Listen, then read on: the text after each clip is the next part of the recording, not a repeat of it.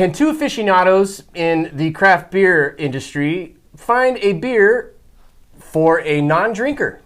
Let's find out. Hello, Fresno. So, today we have a pretty fun episode, I think. We are going to see if we can find a beer that a non-beer drinker likes. And to make it even... This guy's never had a beer in his life.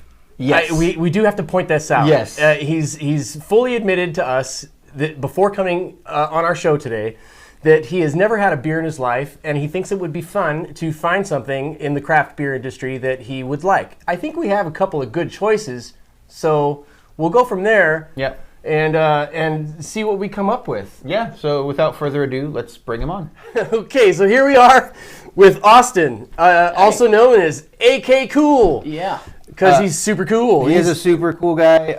He is also a little bit about Austin. Tell us a little about yourself, man. Yes. Oh, shoot. Well, my name's Austin Reidenauer. The K comes from my middle name, which is Christopher, with a K. Mm-hmm. Fancy. Yeah. So I live up in the mountains in Mariposa. Was raised up there and been up there for a long time. Play a lot of music up there. I have multiple bands up there, as well as now in Fresno area, as well as a little bit in Madera too, with our other band member.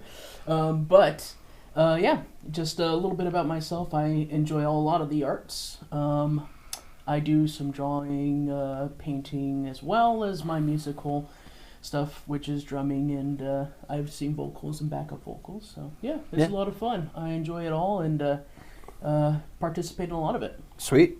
Yeah. And shameless plug, Austin is the drummer for my band, the Stereo Hopeful, as well as a number of any number of bands. There we go. He's a drummer, so he's automatically at birth a part of 20 bands.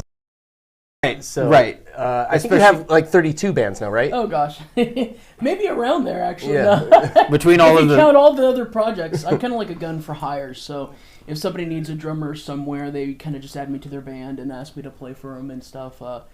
I play with the Symphony Orchestra in Mariposa, as well as the jazz concert band in Oakhurst. Sat in a couple of times with those folks. Yeah, so I just kind of play wherever, whenever, and I try to get as involved as possible in music as much as possible. That's all. It's a great thing. It's all really impressive. yeah, very very cool. It really stuff. is. It really is. Thank you. So just to reiterate, I want to hear it from the horse's mouth.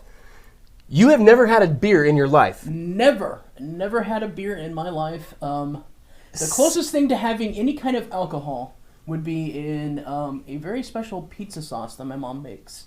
But of course, the alcohol is cooked out of it. So, right. Having any kind of alcohol at all, champagne, completely new. Wine, nothing. Not at all. This is going to be interesting. It's gonna be interesting. It's going to be more of a reaction video. I almost feel. Yeah, maybe so. Like, maybe so. So. What is this? So, yeah, man, thank you for coming on and being willing to try this out, man, after all these years and giving it a shot. In our band, we all kind of drink craft beer and stuff, and Austin's sort of like the lone wolf on that. And so he's around it all the time. He just chooses to partake of water or Diet Coke, right? Yeah, Diet Coke is what my go-to usually. Yeah, so this is going to be interesting for sure. We've got a lineup of a few different beers here. You want to read what's on your side? Yeah, so on my side we have the Giga Zapper, which is a West Coast double IPA from Modern Times. The hop varieties in this are Comet, Eldorado, Amarillo, and Cashmere. Malts Turo, Vienna, and white wheat, which is really, really in-depth for somebody who's never had a beer before. But I figured I would just throw that out there. Yeah. Pretty crazy name there. Yeah, the Giga Zapper. It's a fun name for sure. So we have a West Coast double IPA. Then moving in, we have the Firestone Mind Haze, which is a hazy IPA from Firestone Walker. And with this, we're going to be looking more for like tropical fruit type of flavors. I'm not really sure what hops they use in this guy. It's not listed on the can. It's not listed on the can, yeah. It's not on the can. Huh? It's not on the can. It's not on the can. Nope, it's not. So, yeah, so that's what we're looking for there. And then moving right to left, my right to left, your left to right. Stage right to stage left. Yeah, all that stuff. We have the Cali Squeeze, which is a blood orange hef made by, who is this? It actually was originally made by Slow Brew, but Firestone Walker bought the Cali Squeeze brand from Slow Brew, and so they're actually the ones making it now. For those of Firestone. you who don't know what Firestone Walker. Okay, and then it's ale brewed with blood orange and natural flavors. It's 5.4% alcohol by volume. This is going to be very orangey, very citrusy, very fruity.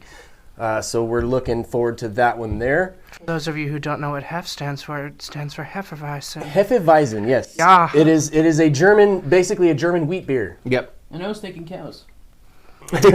See, everyone It's a blood needs to orange know. heifer. And then this is an Imperial Biscotti Break by Evil Twin Brewing. This is an Imperial Stout brewed with coffee and with almond and vanilla extracts added. This is a 11.5% alcohol by volume, and this is a stout. So It is a stout. Yeah, so this is going to be very tasty. I love stouts myself personally, so this is going to be really fun. Hey, Brian, what are the ABVs on yours? The ABVs on mine, let's see. So the Mind Haze is a 6.2%. The Giga Zapper, where do they put it on these cans here? It's usually... I think it's in the description on the side right there, up at the top. 8.0%. So for the people at home, would you mind putting these in order of low to high ABV? Low to high. Okay, so there's that. There's that, and there's that. There's that. There we go. Okay. And So what this does is that going to mean? be What does high, that mean? Yeah, it's a high good question. to low. Alcohol by volume just means how much alcohol content is actually in that beer. So if you have a say if you got a 100-ounce pour of this, right? 6.2 ounces of that would be alcohol, and the rest would all be like water, liquid Oh. type of stuff. Flavor. Yeah. And how much does it take to get a person like drunk?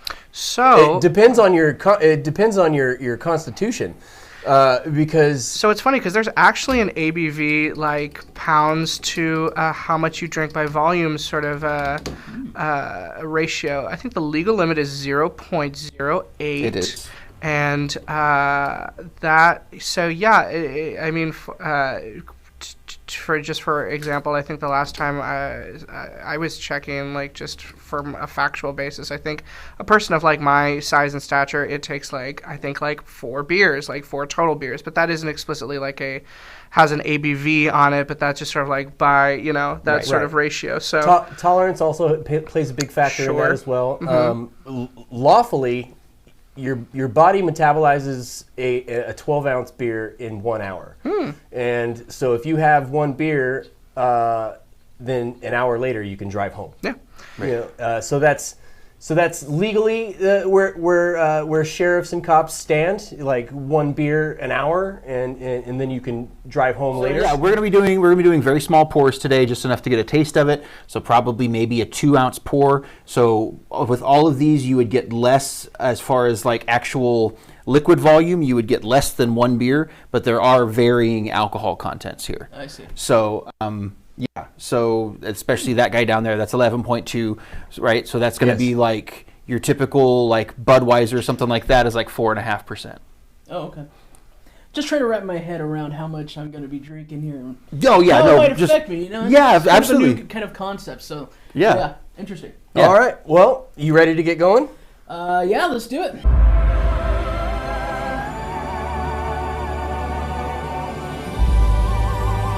Okay, so generally we will start with get our cups here. So generally we will start with this one here. It is going to be your lightest flavor. It's going to be very, like I said, just very light. It's a wheat beer, so you're going to get a little bit of almost like a juicy type of feel in the mouth, and then the blood orange kind of lends to that as well. Nice. So let me start with you here. There we go. Thank you, sir. The sound of that pour. Oh, was I supposed to stop? Hey, Eddie, 2-ounce. I mean, that's negligible. It's pretty close. It's negligible. So one of the things too that I've always kind of told people when they're trying beer for the first time and they're not really sure if they like beer, is to get the full flavor of a beer, you want to take at least a decent sized drink. You don't want to sip, You get that little bit of that taste on the lips, and you're not going to get the idea of the mouthfeel. So take a typical normal drink. Don't take like a little tiny baby sip. You know what I mean? Okay. So like think if you were just like opening up a Diet Coke and you want to get that fizzy, that first hit, that's what you're going for with that. So not necessarily drink that all in one, but maybe about half of that. Yeah, so don't be scared. I should have thought about this before. And you don't boys. have to be a pretentious guy and like swish it and like that's not part of it. Yeah, I mean you could totally smell it. That is actually part of it, and that's that's encouraged. Oh. So that way, I mean, because like you get more of the taste of the beer when you smell it first. That's a little bit of a tip that our good friend Mike Samaya gave me one time. Mm-hmm. He said, smell it first, then taste it. You'll get a better mouthfeel of what's in the beer. Right. Because your olfactory sense, or whatever is going to enhance what's in the beer. That makes sense. So get a little sniff there. That blood orange right away. Mm-hmm. Yeah, definitely blood orange. Yep, and then.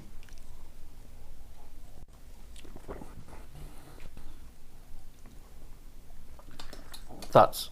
What do you think? Not bad. Yeah? Interesting aftertaste. It's got like it's almost kind of like wheat bread. Oh, like, yeah? Yeah, like you're chewing into a piece of wheat bread. Yeah. Yeah, that would be, I mean, it makes sense. Like the hints of orange and stuff. Yeah, I've heard, people describe like some like your like more thick beers as being like liquid bread, basically. Yes. So, yeah. Yeah, yeah, you're exactly right with that. Yeah, that makes sense. Yeah, and it's from wheat, right? So. Yes, right. Yeah. This one does have wheat in it. Some beers will be like a mostly like 2-row like malted barley or something like that. Oh. So, but yeah. No. So while we're getting this next one ready, this is going to be the Mind Haze 6.2%. Austin, I want to talk a little bit more about some of the musical experiences that you've had and stuff. That's your spit cup. That's my spit. That's your spit cup. I want to talk a little bit more about some of the musical experiences you've had. You just played a jam band show, right? You want to tell us a little bit about that while I'm pouring out the beers? So the jam band show that I played was up in El Portel. It was quite the experience. We played a mixture of Grateful Dead tunes and Humphreys McGee with some interesting and very complex time signatures. It was interesting because I actually had to bring up, and one of my bandmates was gracious enough to purchase the scores for the charting for the actual music of it, so I could find out the exact count, so I was sure where I was going to be. He bought the actual guitar sheet music. Very cool. And so I was able to count it out with the aid of that, and then figure out the time signatures, and went from a 9/8 to a 2/4 to a 10/8 to a 2/4 to a 5/4. It was just crazy, and having to play the beat while keeping that all in your mind and understanding the fill and understanding where the fills actually end up and end. It was very complex. It was a lot of fun, though. Yeah, I can imagine. That sounds like a lot of fun. Yeah, it was a blast. What's that? For those of you at home who don't have theory knowledge, he means 3 groupings of 3 into 2 groupings of 2, and then into 2 groupings of 5, which is a mess, and then back to 2, which is a mess. So, on to the Mind Haze. Question. Yes. Mind Haze is light, Brian? Lighter on the scale? It's lighter than, so there's less bitterness to it than what, say, like the West Coast IPA. It's very tropical. We're starting light and then we're going in. Mouthfeel, you're going to get more of like a fresh squeezed juice type of mouthfeel. It is a little bit thicker. But I say lighter in that there's not as much bitterness. Like I said, you're going to be looking for, think tropical juice. And as you smell it, you're probably going to get some citrus. It's pretty heavy on the citrus. Oh, yeah. And it smells almost like an overripe orange. Pineapple. A little bit of pineapple in there, yeah. Yep. And then this is sort of, for a lot of people, this is sort of the entry beer for hazy IPAs. Yeah. You can get into a little bit more complex flavors and stuff, but like people that I know people that did not like IPAs at all. Hated it. Tried Firestone Mind Haze, and that's like their go-to beer now. You hate it, Eddie? Yeah, I hated it. That's why it's gone. Oh, yeah, that's why it's gone. I had to get rid of it. Yeah, I had to get rid of it. Get it out from in front of me. Almost kind of like a grapefruit taste to it. I feel. That's some of the hoppy bitterness, some of the hop selections that are in there. Yeah. Yeah. Yeah, it's got a unique taste to it. Yeah, you get a lot of tropical notes. There's a bit of a pineapple taste in there toward on the back end, but it's really very. And I keep saying this, but I can't overstate it. It's very tropical fruit on the initial hit, and yeah. So I get that bitterness a little bit. So far, if you had to pick between the two, which would you rather have? Which do you think? Which do you like better? You know what? I gotta say, I like the blood orange. Because it's such a familiar taste with the wheat. Okay. However, the other one's not too bad. But I'd say the Cali Squeeze, I kind of like that one. I'm a little more partial to that one. That tastes pretty good. Okay. Cool. Fruit notes are winning. Yes. Fruit notes are winning. Yes. So you want to here we take go. care of business there with the Giga Zapper? Here we go. With this Giga Zapper here. Description, you want to read the description for us? Sure. Go for it. This West Coast style marvel of IPA wizardry was built on a base of 2-row Vienna malt and white wheat before receiving a massive payload of Comet, Cashmere, Eldorado, and Amarillo hops.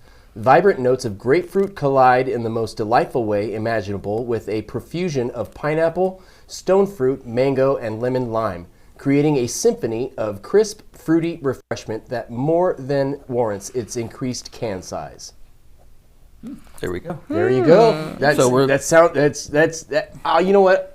Of all the wizardry that they're talking about, that description is by far the most wizard. I say again, I love the way that Modern Times does their branding and the way that they do their cans, because you get all of those tasting notes and everything. And for somebody that is like learning about different flavor profiles for hops and stuff, I think it's really cool. It's a really cool way to do it. And there's a real transparency there for the process. Cheers. Yeah. So this is a West Coast IPA, which is one of my personal favorite styles. I like the grapefruit aspect of it. Sometimes you'll get a little almost like piney notes on certain hops that they'll use in there. So let's give it a little sniff there. Prost. And go for it.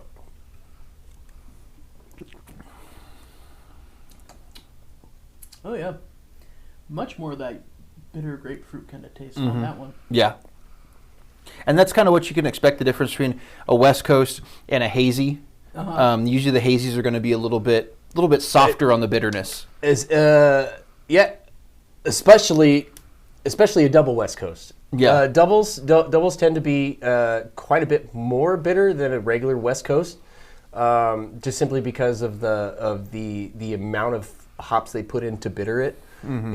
That's basically what makes a double is ABV and the amount of hops they use. Yeah. Okay. So they'll actually, what they'll do is, to make a double, they'll increase the alcohol. They'll increase the amount of grains that they put in. And then to overcome that, they'll put in more hops to overcome those grains. So so you have to double each thing to get it. It's a balancing act. Interesting indeed. You know about balancing acts being in 30 different bands. I was in the circus once. That could be interesting. This next one is one that I think is going to be sort of a make or break, because I know how much you like coffee. Yeah. And this is a coffee stout. So I think it's one that could lend itself really well to you liking it. But also you could be like, oh my gosh, I love coffee so much, and that's nothing like coffee. So who knows? Yeah. Well, I am a big fan of the vanilla flavor and things along those lines. Coffee works. Eddie, well. Eddie, Bryan needs a pour. Bryan needs a pour. Eddie, I forgot about Bryan. I know. That smells so good. That smells so Dude, good. I smelled it as soon as I opened it. That's why I poured his, and then I was like, oh, let me get a little more of that. Yeah. So we have a little rundown there once again. Italy has a certain je ne sais quoi.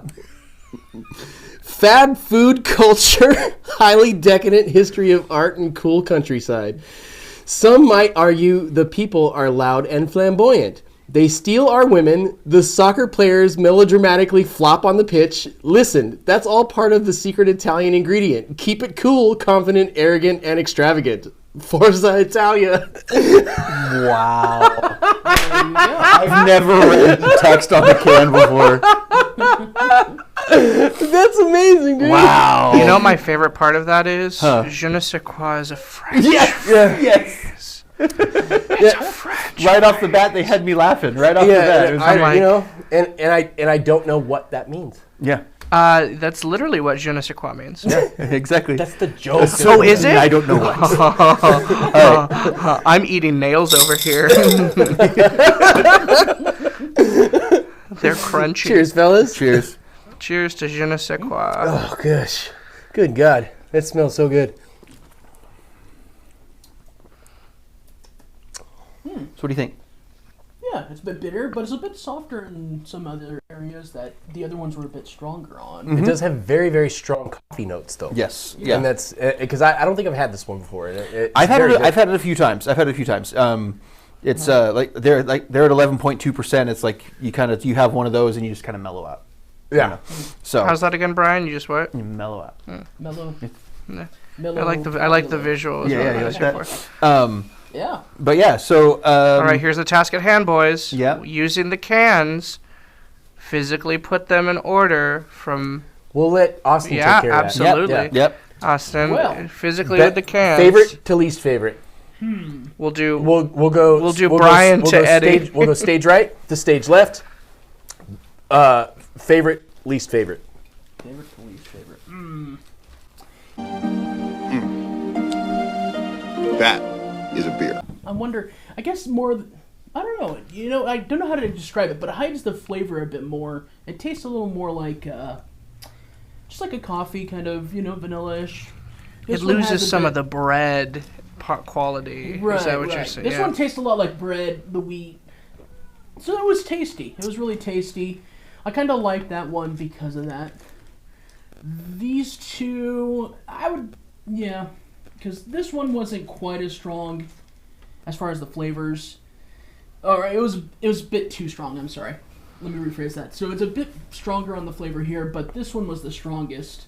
I feel on the flavors. So I think this is kind of where I have it for those reasons. Yeah. So I think what we can glean from this is that you are more partial to coffee stouts and ales, and not so much a fan of IPAs. Yeah. Sounds like it. Yeah. The fruit flavor in there adds that little bit of that perceived sweetness. The same thing with the vanilla and some of the stuff in there is that perceived sweetness. And here you have a little bit more dryness, maybe. Yes. So So I think that's overall, was it a pleasant experience for you today, Austin? I Yeah? would say so. Yeah. A pleasant first experience. That's right. Exactly. That's right. Eddie? Not how Eddie? I figured it would be. Eddie, we're rolling still. Put it down. Under the table, please. Austin, what'd you learn today about beer? Well, shoot. I learned a whole bunch. About the AB... What is it? ABV? Alcohol by volume, yeah. Alcohol by volume. Okay. So I learned a bit about that. Somebody else told me about these things a couple of times ago, but gosh, it's hard to retain it all. But okay, so ABV, I learned about that, and then just like the contents of the hops and stuff, and the mixtures, how it could change the taste, and I learned what beer tastes like. Yeah. Today. That's a whole nother thing on its own. It's kind of interesting. Surprisingly weedy on a couple of those, which is just like, look, I'm drinking like cereal or something. Yeah. Like wheat cereal. Would you drink again? That's a good question. I might not be so shy about testing. I probably won't drink though. I'll probably still stick to that. If I were to drink, it'd probably be just like a little sip or a little taste of somebody's drink or something, but probably just about that. Unless there's some kind of compelling need to drink, I guess. Yeah. Other than that, I think I'd probably just kind of stick to partially testing. Yeah. Yeah. Cool. How old are you now? Well, I'm going to be 35 on October 21st.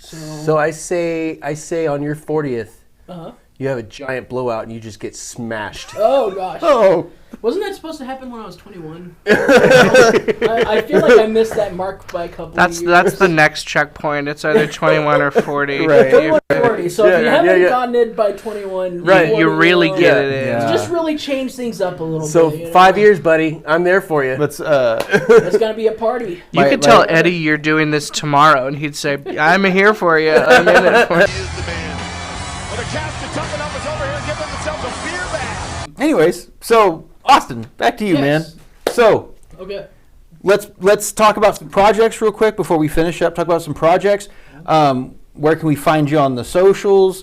And do you have any shows coming up? Yeah, red Oh, carpet, gosh. dude. Well, shoot. This is a fantastic opportunity because I've got so many things to boast about. But we'll start with, as far as music you can find, Night Wolf. I've done some recordings with those folks, and we have stuff on just about all of the platforms for music, Pandora, Amazon. Recently joined another project called Chrome Smoke, which is a classic rock band.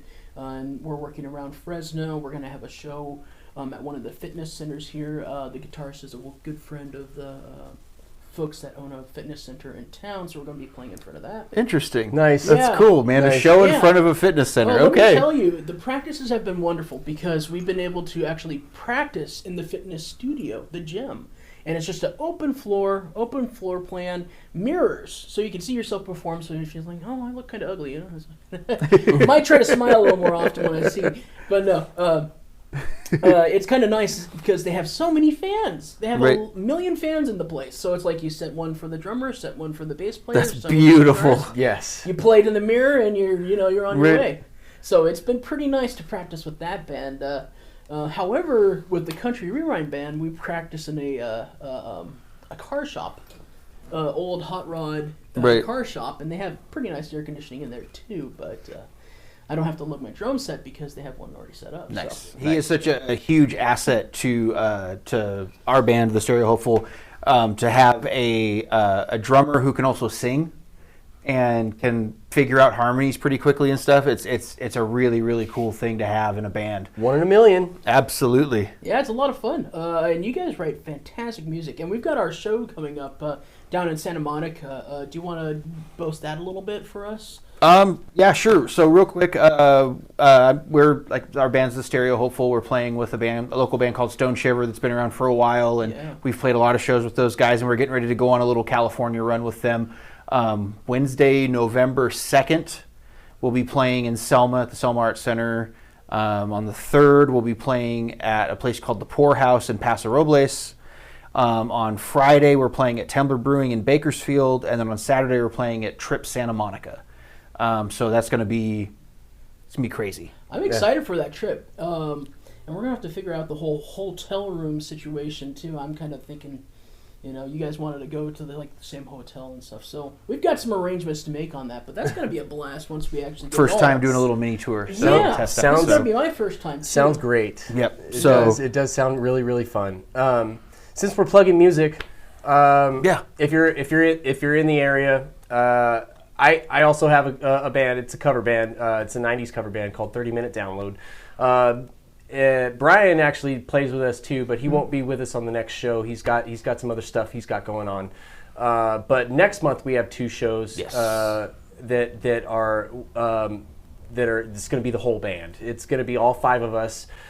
October 14th and 15th, we are playing at the Howlin' Wolf on the 14th, and we are playing at House of Pendragon in Sanger on the 15th.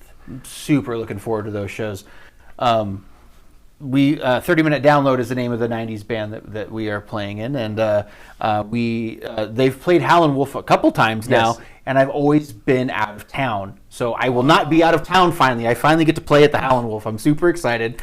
And then House of Pendragon and Sanger is always a good time. I think I've seen videos of the Howling Wolf. Beautiful And I venue. believe it's like Art Deco. Yep, Is all that Art what it is? Deco. Oh my Yeah. gosh, that place looks amazing. Yeah, I had it's the a opportunity. super chill Yeah. place, super nice vibe. The bartenders are A+. The staff is A+, and they just the vibe of this place is very, very old timey. You can sit down and have a cocktail, and they do have a few beers on tap, but their repertoire is mostly consisting of cocktails and specialty drinks, and it's just an amazing place to be. I love all the people there. They're great. I feel something. A slight tingling in my fingers. I think it's affecting me.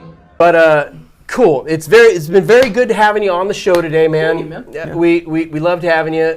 We're happy that you found something you like. Yeah. And that's pretty much it, I think, for this episode. You've been a pleasure, man. We got to figure out another concept to bring you in on at some point. Yeah, Absolutely. That sounds like fun. Absolutely. I do a lot of different things, so There we we'll go. figure something out. I'm sure we'll chat about it. How do you do with hot sauce? Oh, I have an Irish tongue, which translates to I don't handle hot, spicy things too well, but I like it for flavor. I do like flavorful, spicy stuff. I'll give it a shot. You'd think with an Irish tongue you'd be more prone to drinking. And yes, exactly. So maybe I'll love hot. So it kind of sounds like there might be a spicy covers episode in our future. Maybe so. Boy. We'll see you next time. Don't forget to like, subscribe, and share. Thank you.